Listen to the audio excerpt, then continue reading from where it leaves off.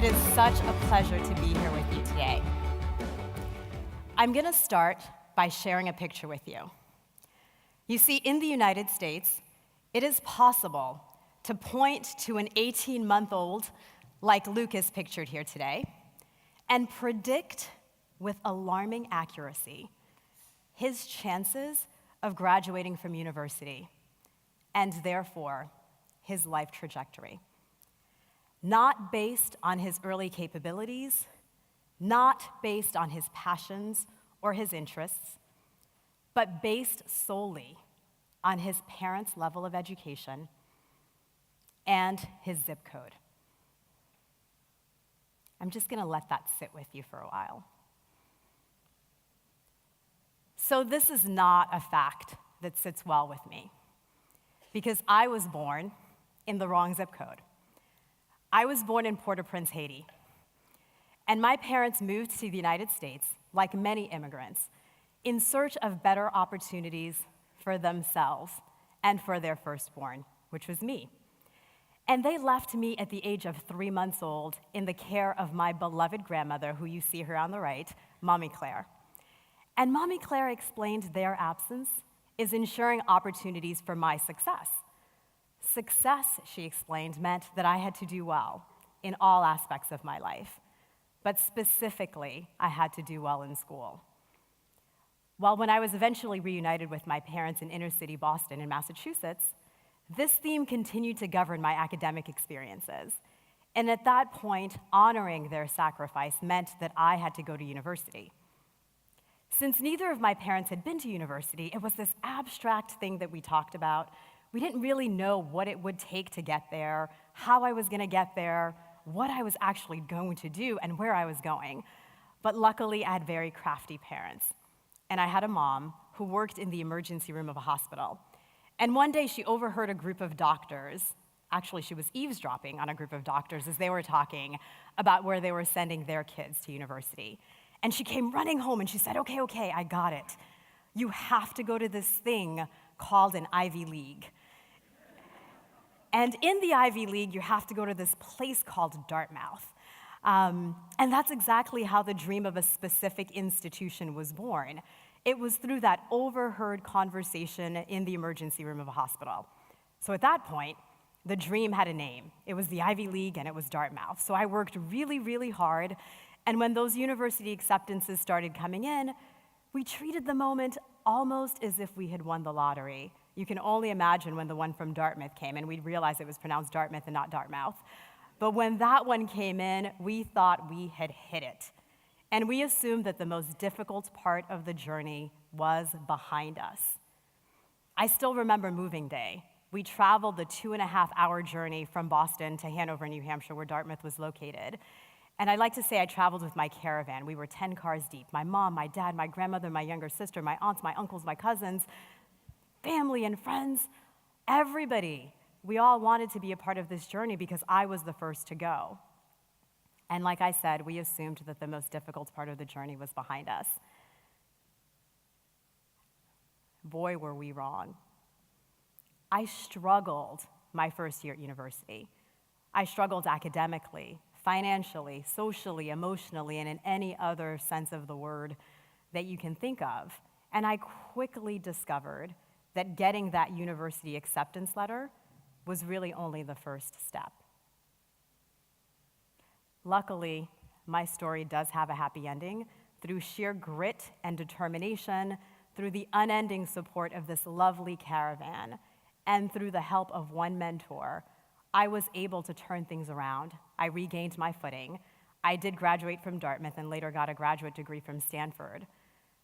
But while my story has a happy ending, each year, hundreds and thousands of students with backgrounds and stories similar to mine embark on their university journey, believing like I did that they are prepared for the road ahead.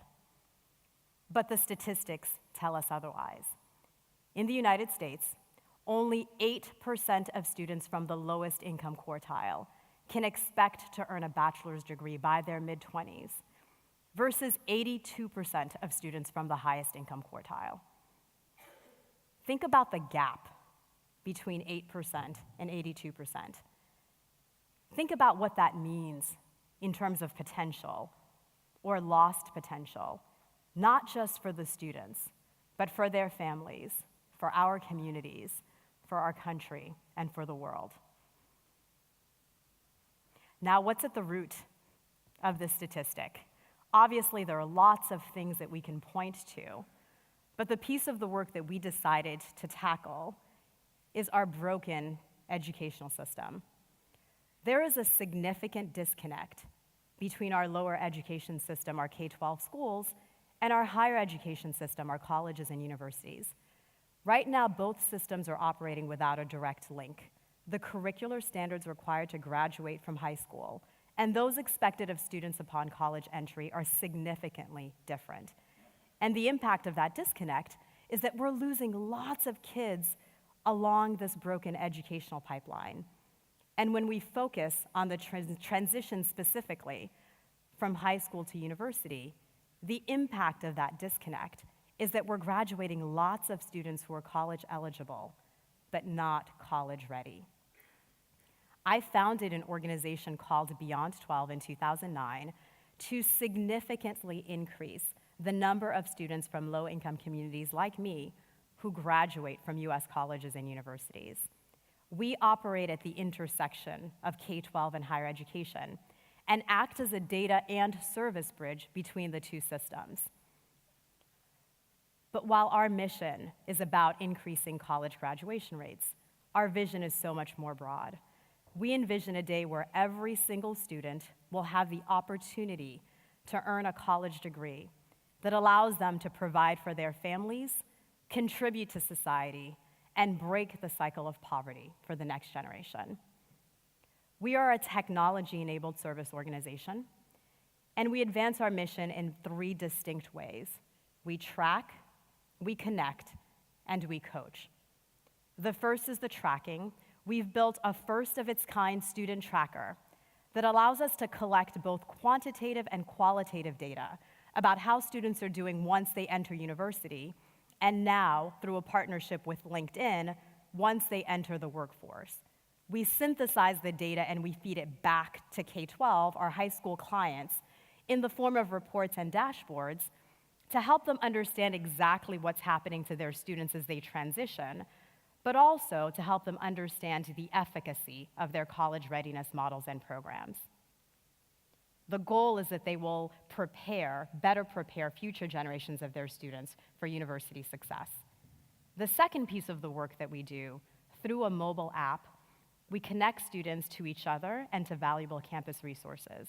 So we download the academic and financial aid calendars of the universities that our students are attending, and we create a comprehensive to-do list for them, augmented by evidence-based push notifications and nudges to remind them of the activities and behaviors that lead to success.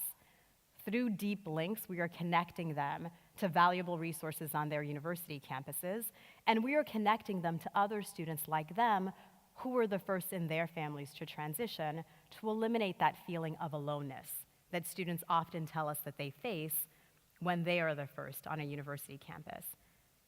And the third way is that we coach students. Using the data and in partnership with our high school and university partners, we identify the students who are in most need of help, and we match them with virtual college coaches.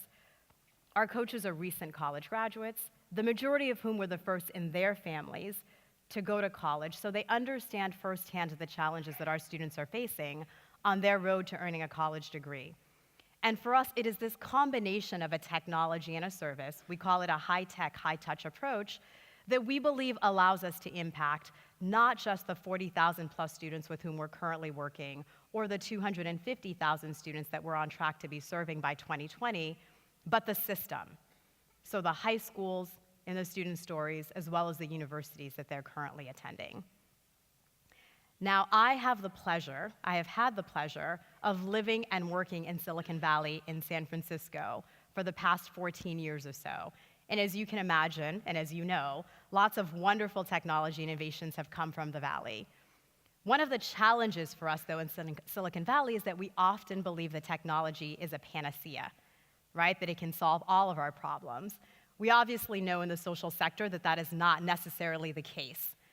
So the promise for us of technology is that it allows us to really amplify the work that we're doing in the social sector.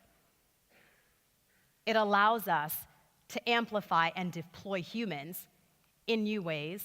It allows us to build a lot of efficiencies in the way that we do business, and it also allows us to meet some of our constituents exactly where they are. It is not a panacea. And I say this to you as the CEO and founder of a technology-based organization. Now, I want to bring you back to this image. Most of you may not know this, but Lucas is not just a random 18-month-old. He happens to be my son. And in addition to this being a shameless plug for you, from a mom who wants you to just be sympathetic as I'm talking, I'm bringing you back to him because really he and the students that we serve are at the root of this work. I envision a day where we can point to an 18-month-old like Lucas and say, I have no idea what he is going to be or where he is going to end up.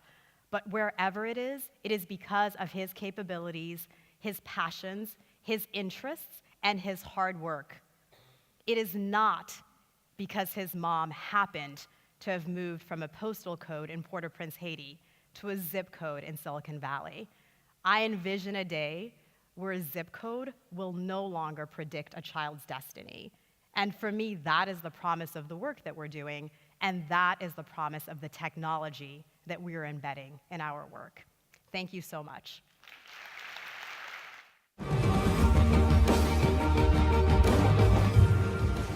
Want to be in the audience next time? Click here for tickets to Inspirefest 2017.